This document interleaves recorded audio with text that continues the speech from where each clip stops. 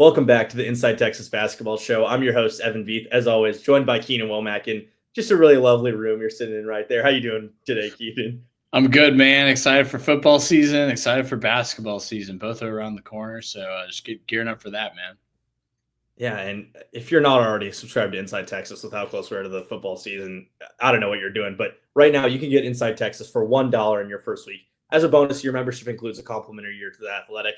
Additionally, with that, you can come join the team and also enjoy some of the amenities with the 40th anniversary tour. Last night sounded like a blast in Houston, Texas at Big City Wings. Tonight, if you're watching this and you're in Dallas, head over to Katy Icehouse for a happy hour starting at 5 p.m. Meet some of the guys, as well as tomorrow. For those in Austin, I know Keenan's going to be there. I'll be there at Little Woodrow's. Happy hour from 5 to 7, trivia from 7 to 9. It's going to be a blast. And then lastly, Paul Waldington's Thinking Texas Football. It's the best thing you can read right now before the season starts. Learn about the SEC, learn about Texas, the recruiting class, current dynamic of college football. If you order it now, you can still get it before that Ohio State game or get the ebook and read everything you need before that. But we're not here to talk about Ohio State football or Texas football. We're here to talk about Texas basketball, which, of course, with the football season coming up on Saturday, people are going to be forgetting about basketball, but it's creeping up on us, and we're getting close to what's going to be a fun out-of-conference schedule for some parts of it, a lot of boring for the other parts of it. But the big news right now, they did some interesting scheduling. To be honest. Right now, though, the big news coming out of Austin, and it's really good news for this Texas program, is injury reports, because Tremone Mark has been known to be battling something this offseason, and Lucina Traore didn't even get a chance to play at Xavier, where head coach Sean Miller used to coach at, was a Long Beach State transfer, injured before the season started, and now, what's the report on them, Keenan? It sounds like they are back here in Austin. They are both fully cleared for basketball activities. That means full contact. So Tremone Mark was dealing with a labrum issue. He had a labrum surgery, I believe, in March, like right after the season ended. Early in March after the season ended, unfortunately for the team. But so he's back. He'll be fully ready, fully cleared for contact, which is super important given, he's going to likely be the lead initiator for this team. He's going to probably play a lot of point guard minutes. So really important to get him back, get him practicing. And then Lucina Traore, though an ACL tear, occurred in camp last year before the season started even. So like you said, didn't even get a chance to play for Xavier last year. He's a guy that Sean Miller said in his availability a couple of weeks ago that he would have been the starting center for Xavier last year. They would have played Fremantle at the 4 and Lucina Traore at the 5. So super important to get both of these guys back. And it kind of speaks to the guard depth, right? Like they don't have a lot of point guards on paper on this roster, guys that played a lot of point guard at their last stops or guys that played point guard here, right? So I mentioned this in the article that I wrote as well. Tremone Mark, over the last 4 games where he kind of played lead initiator, he had 15 assists in those 4 games. He had 2 games with 5 assists. So he figured something out at the end of last season, Rodney Terry did, with this roster. And I think Sean Miller is going to continue to use him at that point guard position. He's listed as a shooting guard on a lot of websites, small forward, because he's played multiple positions in college, right? At Houston, he played some shooting guard. At Arkansas, he played some wing and some shooting guard. And at Texas, it seems like the experience is going to be really important. The fact that he, even though it's limited experience at the point guard spot, he has a lot of experience playing high-level college basketball, right? Playing for Houston, playing for Musselman at Arkansas. Almost said Calipari, but he played for Musselman in Arkansas. And it's just really important to have a guy that has this level of experience who's ready to step in and take that lead initiator role. Obviously, the Miller offense, a lot of it is playmaking by committee. And we've talked about that before, but you do have to have an engine that kind of drives that. And I think Tremone Mark can be that. I believe he will be the starting point guard for this team this year. And then for Traore, they have a crowded front court, but Traore is a guy that has stuck out, and he's going to be a guy that plays a lot of minutes this year. He's probably going to be the starter. It'll be either him or Matas. Depending on the lineup, they could potentially run both. I don't think they will. I think they'll run Swain probably at the 4, potentially. They could run him at the 3 as well. It just kind of depends on what Sean wants to do. But I talked about this in the last video, I believe, that Swain is a guy that they can run big-to-big screens with. So you can run him at the 4 and he can be a ball handler, and you can run the 5 off of him in pick and roll set. So, Swain's going to be a guy that they use in a lot of different ways, but Traore is like a classic big man, physical, he's 6'10", 250, right around there, almost like Janai Broom's kind of measurements. Not saying he's Janai Broom. Very few guys are. He's one of the best college players we've seen in the last 10 years, but He has kind of those dimensions of just like a big built, like a physical player in the paint. And that's something that Texas lacked last year and something they're going to really need this year in a super crowded SEC front court conference, really. And as much as I think Dalen Swain is probably the best player on this Texas team, I'd argue that there's no one more important health wise to this roster than Tremont Mark because of what you said. There's not a lot of point guard depth behind them. You have Jordan Pope, who's played in the past, but when he's been asked to be the true lead guy for a full game, it hasn't looked good in Texas because he's just maybe not big enough to play against the SEC for long, extensive periods of time. And then you have Simeon Wilcher, who it sounds like they're going to try to get him runs in there, but not a lot of young guys after that. And it really is Mark as the point guard of this team. And so, like you said, he has the versatility to play a bunch of different positions, but he's probably locked into that spot there. But you mentioned Traore and the big men there, and it seems like the best lineup probably will have Swain at the 4 and he at the 5. But what does that depth look like behind him if Traore is fully healthy? Because I think that's what stands out about this team. It's just how good it looks behind him if he's fully healthy and ready to go for a full season.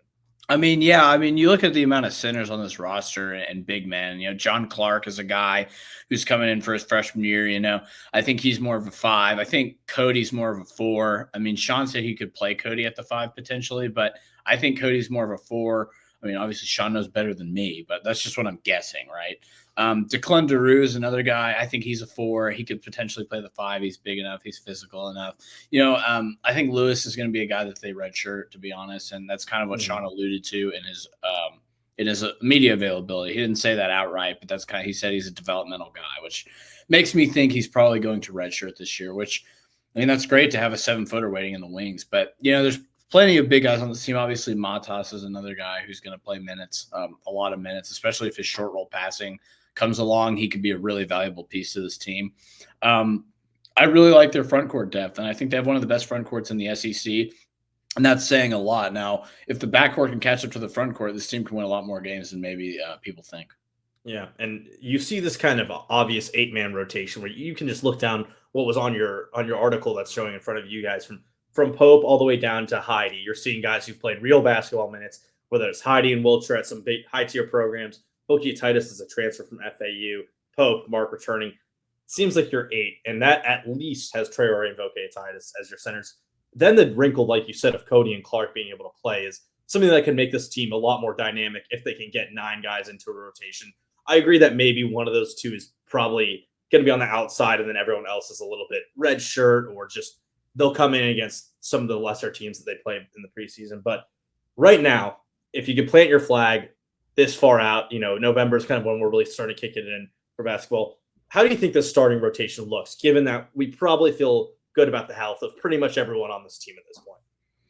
I mean, I really like the front court, man. I think that this front court can compete with pretty much anybody. Now, they're going to get their money's worth in their first week when they play Patton Gongba and they play Cameron Boozer when they play Duke. I mean, that front court is one of the best in the country. You know what I mean? Not just, you know, in their conference. I mean, Patton Gongba and Cam Boozer. I think Cam Boozer might go number 1 in this draft. That's how good I think he is. I mean, he might not. He might go second or third. He'll go third at the lowest, probably. Yeah. Like, that's how good Cam Boozer is. Carlos Boozer's son, for those who don't know. And then his brother, Caden Boozer's playing point guard for them. He's another highly touted guy. But, yeah, I think this front court is going to get tested really hard in week 1. I think they'll get tested against Virginia as well with Johan Grunlow, who's a transfer from overseas. He's a guy who played European professional basketball last year. So they're going to get tested in the pre-conference slate, but I think this front court can hang with most teams. I really do. We'll see how the backcourt is. I'm not quite as confident in the backcourt, but I think overall this roster is decently well built, especially the big men are really, really good. It is funny the difference that a year makes when you're talking about this team of how bad his front court was. Just we can say it was a bad front court last year. Yeah, it was. Yeah, that's what Miller is bringing to this team. We're going to take a quick break and hear from Luxe Kitchen and Bath before we talk about some potential recruiting news with the Longhorns. This video is brought to you by Luxe Kitchen and Bath. Luxe has been offering high-end kitchen and bathroom remodels for 3 generations throughout the greater Austin area. With 5-star review after 5-star review on Google and Facebook, and an A+ rating from the Better Business Bureau, you can put your faith in Luxe Kitchen and Bath's award-winning designers and skilled craftspeople to bring to life that dream vision of your special home. But that's not all. Luxe's all-star team provides full remodels, large additions, and even commercial build-outs as well. So call Luxe Kitchen and Bath at 833-358-LUXE today. Or visit luxekitchenbath.com to discover where quality meets luxury and begin the process of transforming your home. Get a free quote today by calling 833-358-LUXE. That's Luxe. Or by visiting luxekitchenbath.com. Link in the description. Thank you, LC. As always, you've compiled a list here of some visits that have been scheduled for some of the top Texas basketball recruits, who's coming in September, October, and some of these are coming up really quickly. September 5th is not far away right now. So Let's talk about this first set of two players. That last name's familiar. You've heard us talk a lot about Austin Gooseby on the show. Brother of left tackle Trevor Gooseby from the football team. Gooseby and then Cameron Williams, who I don't think we've talked about as much. I know we've mentioned the name in the show, but they're coming in together. What's it looking like with those two? Yeah, I mean, Gooseby is a guy that just got his 5th star from Rivals. What I'm hearing is Miami and Duke are surging in this recruitment right now, and those are kind of the teams to beat. Nothing is set in stone, of course, but he's visiting Duke today, actually. I think maybe he got there yesterday. He moved his visit up. So he already visited Miami, and Jay Lucas is a great recruiter, as we've known. He was great at Kentucky, he's great at Duke, and now he has his own program, and he's recruiting like a monster. I mean, he got Shelton Henderson to commit there, that kid from Houston, who's a really, really good shooting guard. So definitely watch out for those teams in his recruitment. They also got Cameron Williams, who just got his 5th star as well. I mean, he's the number 7 player in the country. Big power forward, 6'11", 200, real rangy forward. So they got him coming in on September 5th as well. And then the next weekend is a real big one, right? They got 3 high-powered guards coming in. They got Josiah Jervis from Archbishop Stepinac, which is where Boogie Flan played. I said Ian Jackson last time. I meant to say Boogie Flan. So it's where Boogie Flan played. So they've put dudes into into high-level college basketball. Boogie Flan's going to play in the NBA. Tay Kinney is another guy. He's a really highly touted point guard prospect. I believe he's the number 3 point guard in the country right now, according to the Rivals industry ranking. And he's an overtime elite guy. He's from Kentucky. Louisville and Kentucky are the teams to beat there for sure. And then Bryson Howard, son of former Maverick great Josh Howard, who I grew up watching. Those are some of my favorite Mavericks teams. He's playing for Heritage in Frisco, and he's a 4-star shooting guard wing, and he's really rocketed up the rankings over the last few months. And he's visiting September 12th. And then September 19th is that's the real big boy weekend, right? Because Deron Rippey, who's the number 2 point guard in the class, right? Dylan Mingo's 1. Deron Rippey is a 5-star knockout, just complete monster point guard, right? Like he's only 6'2" or 6'3", but he's super slippery, really hard to stay in front of.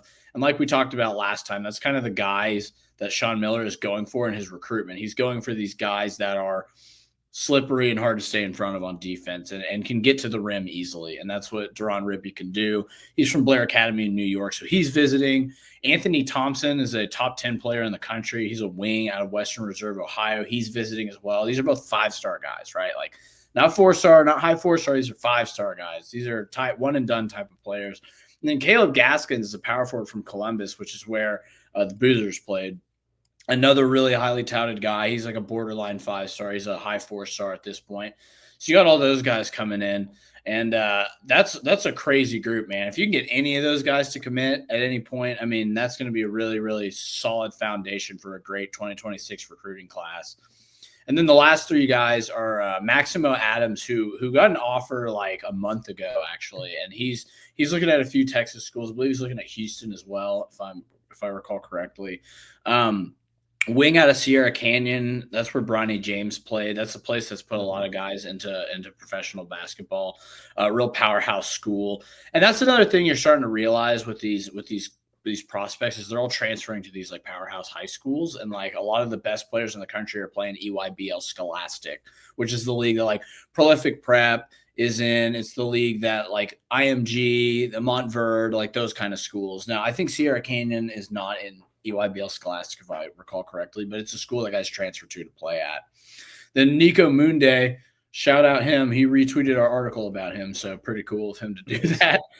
Prince George's Christian Academy. You said that's in Maryland, right? You know about that? In Maryland. I do know where Prince George's Christian Academy is. he's a real good player, Nico Munde. He's a talented point guard. He's another one of those guys. I wouldn't say undersized, but he's not a huge guy. He's not like a jumbo creator type. He's like 6'3" maybe.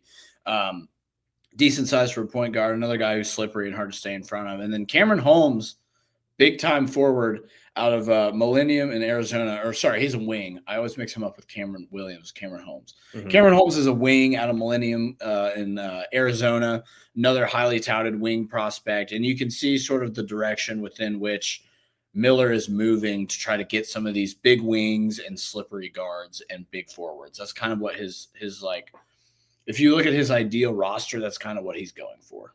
Yeah, I was just going to ask you about that because the obvious thing you're seeing here is no centers. And it seems like that's because the last, 3 guys he's brought in have been, Obioro is a center. You have Clark in this most recent class. You have Declan Daru, who's like more of a power forward, but like a big power forward. Yeah. So you're only seeing 2 power forwards here, 2 of the best in the country, but a lot of the focus is on that point guard, shooting guard, wing. Is that how he's going to be recruiting kind of from here on out, where he's going to put that emphasis on getting as much talent as possible at those wing and guard positions? Or is this just a 1-year thing and then he's going to kind of go more of a holistic approach going forward? I think it depends on who comes back next year. I think that's part of it because obviously you're going to supplement with the transfer portal, but I think he wants to bring in these explosive small guards that get to the rim. I think that's his main recruiting because that's if you look at all the point guards he's offered, that's like what they all have in common is they can all get to the rim. And that creates spacing for your team, right? You can create the dump off passes to the bigs in the paint. You can create driving lanes by creating spacing. I mean, his offense is so, based upon these unselfish cuts and like ball having movement that like if you have a guy that can get to the rim, that just opens up so much for the rest of your offense. So I think he's going to continue to recruit in that direction. And it makes sense to me like why he's doing it. And I think he's going to get some guys because they play with pace, and that's exciting for a young point guard to play in an up-tempo, move the ball, like get things going, get into transition off misses or makes. Like that is something that is exciting to a young guard prospect. But ultimately, and I feel like I should mention this, what's really going to determine who he gets is what kind of NIL budget he has. That's really what it's going to come down to. You can be the best recruiter in the world. If you don't have the NIL budget to back it up, you're not going to be that successful. So, we'll see what it looks like next year with the NIL budgets that he's able to get. But, I like the guys he's offering, and I think they make sense in his offense.